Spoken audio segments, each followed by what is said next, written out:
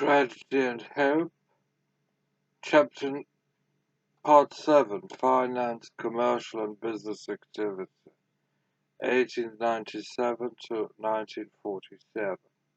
Chapter 19, Reflation and Inflation, 1897 to 1925.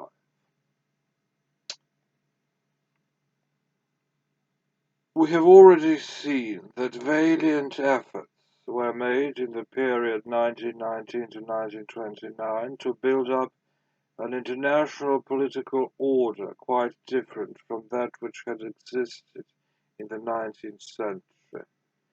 On the basis of the old order of sovereignty and international law, men attempted, without complete conviction or purpose, to build a new international order of collective security.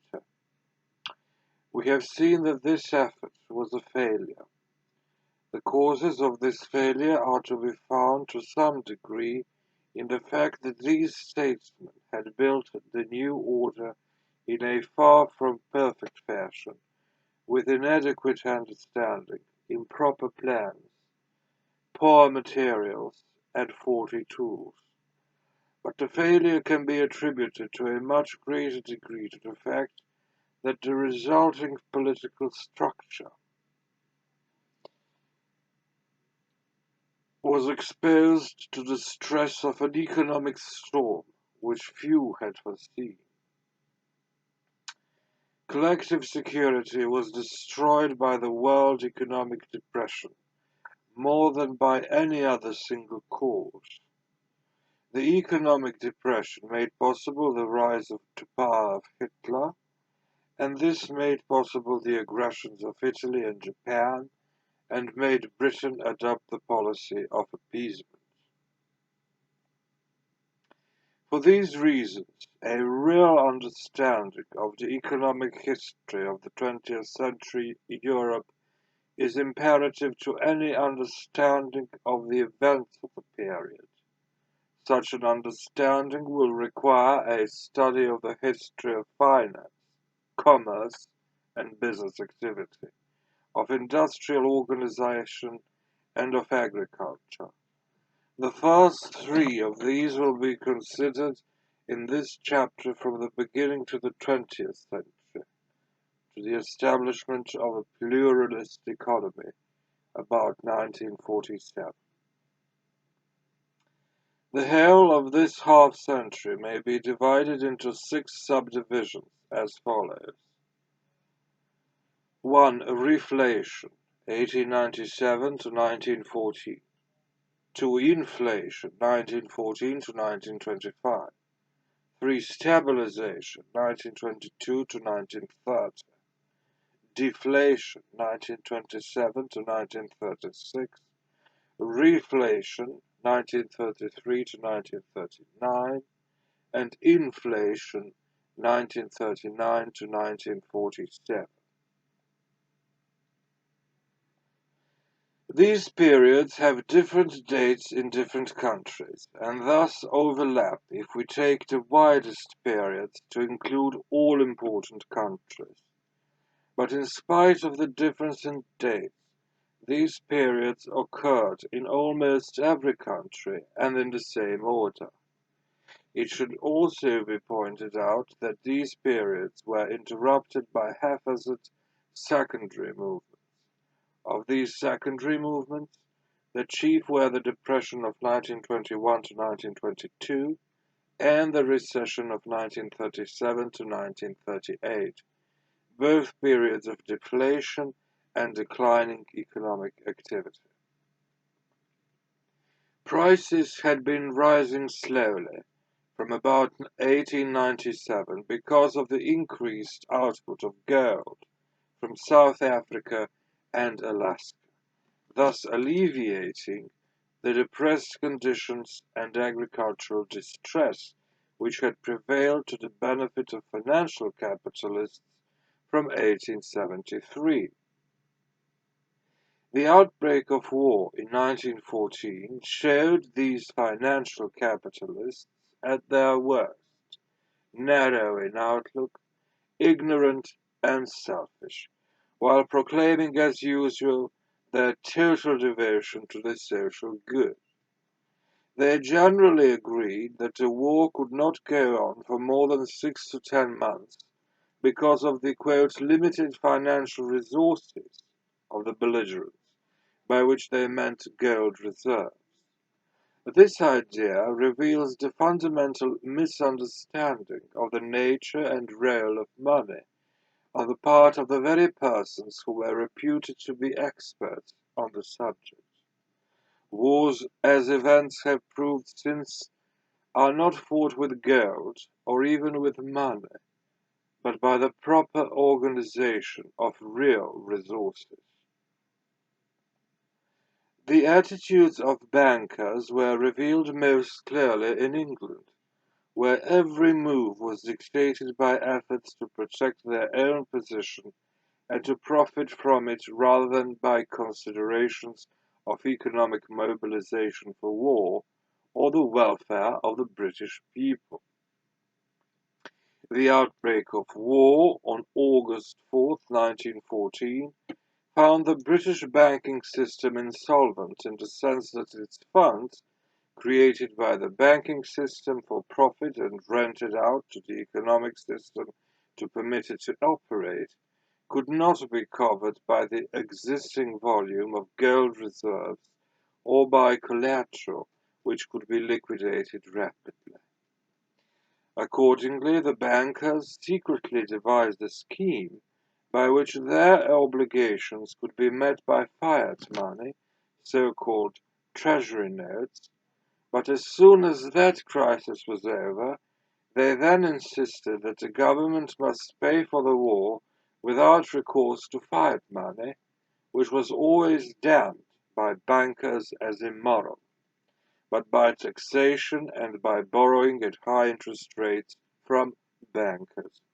The decision to use treasury notes to fulfill the bankers' liabilities was made as early as Saturday, July 25, 1914, by Sir John Bradbury, later Lord Bradbury, and Sir Frederick Atterbury at the latter's helm. The first Treasury notes were run off the presses at Waterloo and Sons the following Tuesday, July 28th, at a time when most politicians believed that Britain would stay out of the war.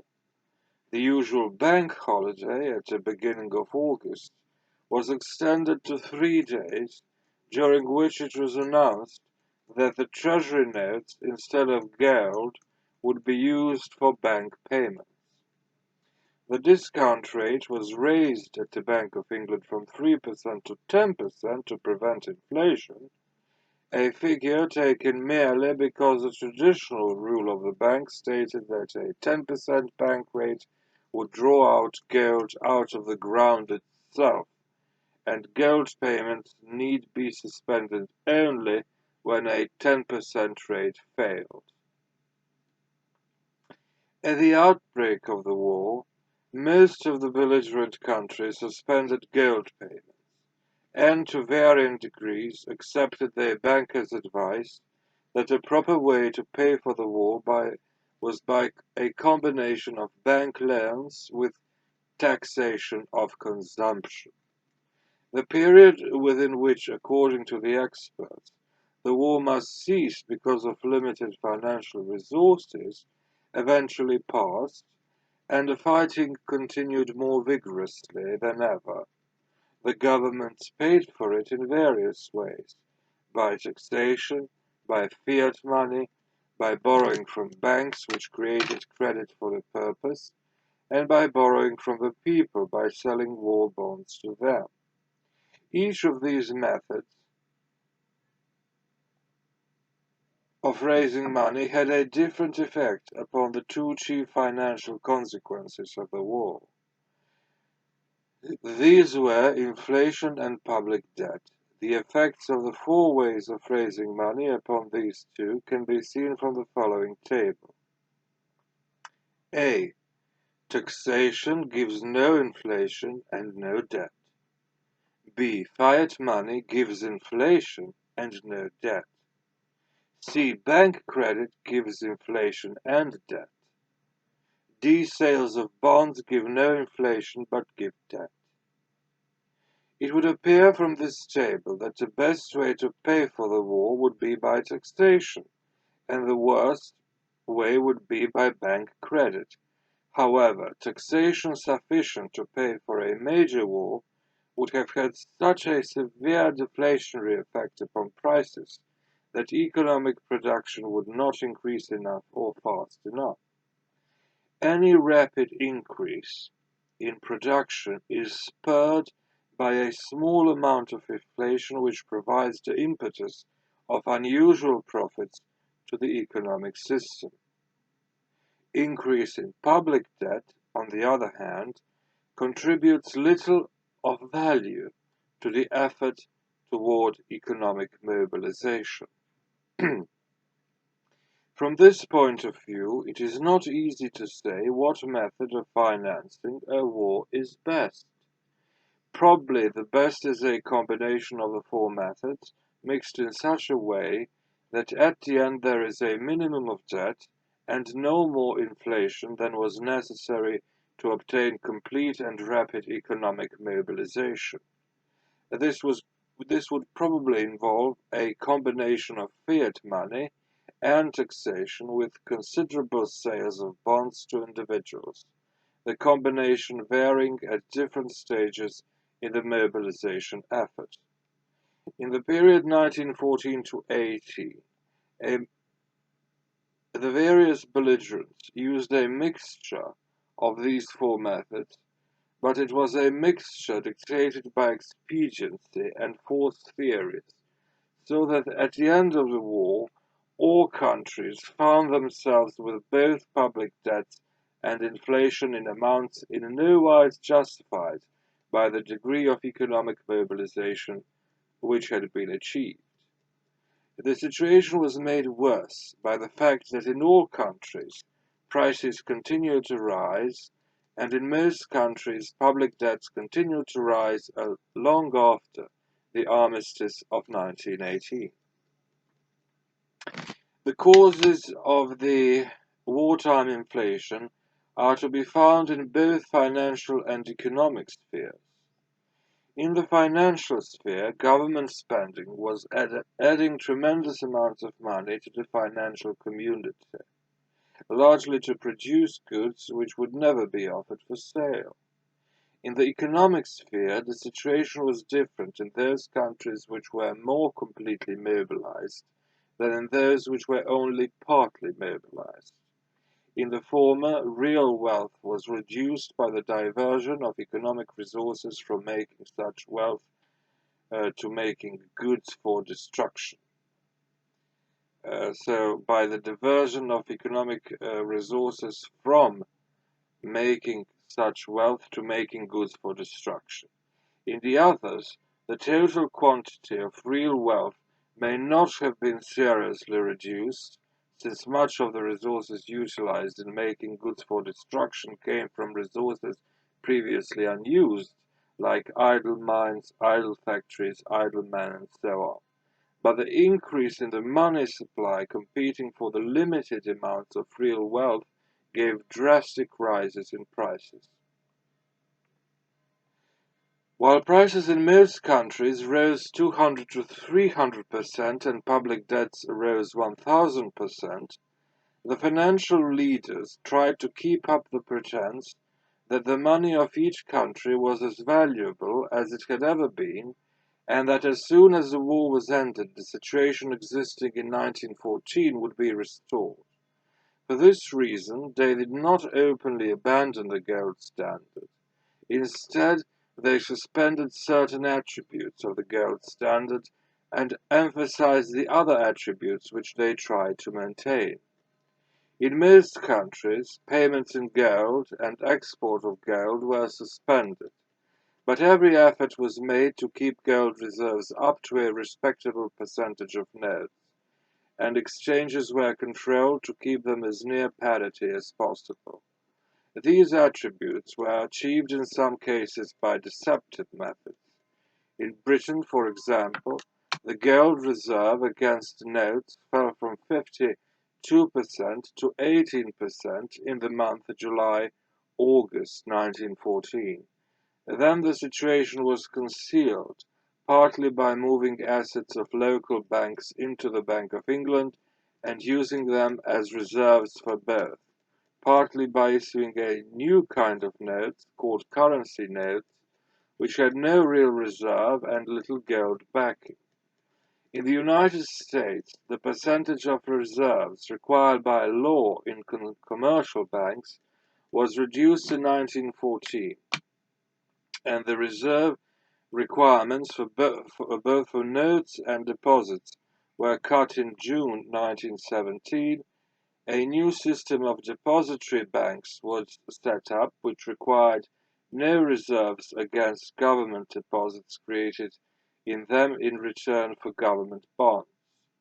Such efforts were made in all countries, but everywhere the ratio of gold reserves to notes fell drastically during the war. In France from 60% to 11%, in Germany from 59% to 10%, in Russia from 98% to 2%, in Italy from 60% to 13%, in Britain from 52% to 32%, from 52 to 32%. The inflation and increase in public debt continued after the war ended. The causes for this were complicated and varied from country to country.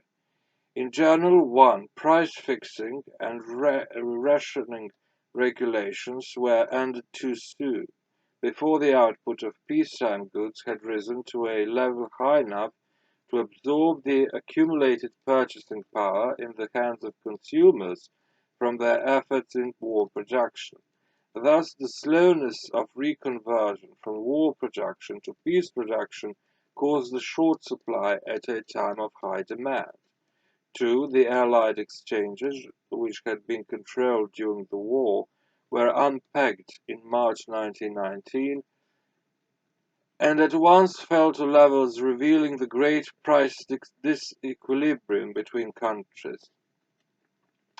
3. Purchasing power held back during the war suddenly came into the market.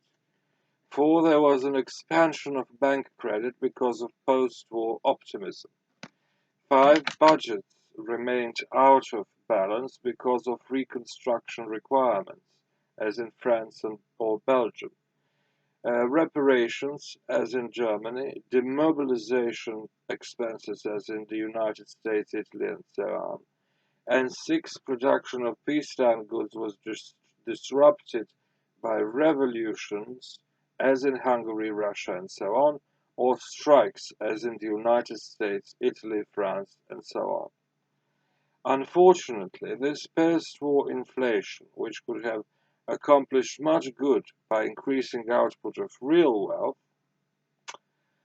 was wasted by increasing prices of existing goods and had evil results by destroying capital accumulations and savings and overturning economic class lines. This failure was caused by the fact that the inflation, though unwanted everywhere, was uncontrolled because few persons in positions of power had the courage to take the steps necessary to curtail it. In the defeated and revolutionary countries, Russia, Poland, Hungary, Austria, and Germany, the inflation went so far that the former monetary units became valueless and ceased to exist. In a second group of countries, like France, Belgium, and Italy, the value of the monetary unit was so reduced that it became a different thing, although the same name was still used. In a third group of countries, Britain, the United States, and Japan, the situation was kept under control. As far as Europe was concerned, the intensity of the inflation increased as one moved geographically from the west to east. Of the three groups of countries above, the second, moderate inflation, group was the most fortunate. In the first, extreme inflation, group, the inflation wiped out all public debts, all savings, and all claims on wealth, since the monetary unit became valueless.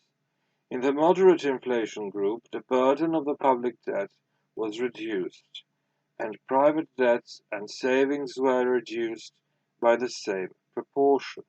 In the United States and Britain, the effort to fight inflation took the form of a deliberate movement toward deflation. This preserved savings, but increased the burden of the public debt and gave economic depression.